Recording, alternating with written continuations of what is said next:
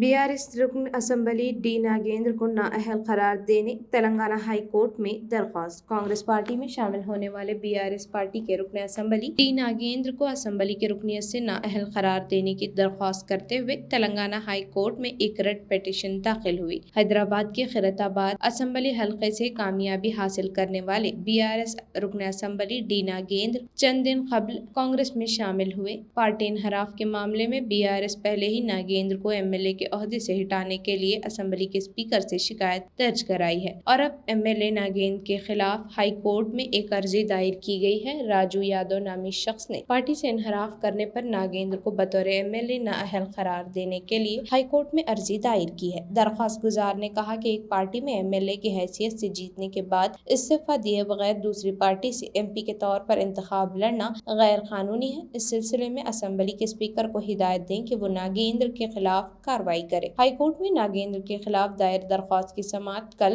जुमेरात को होने का इम्कान है।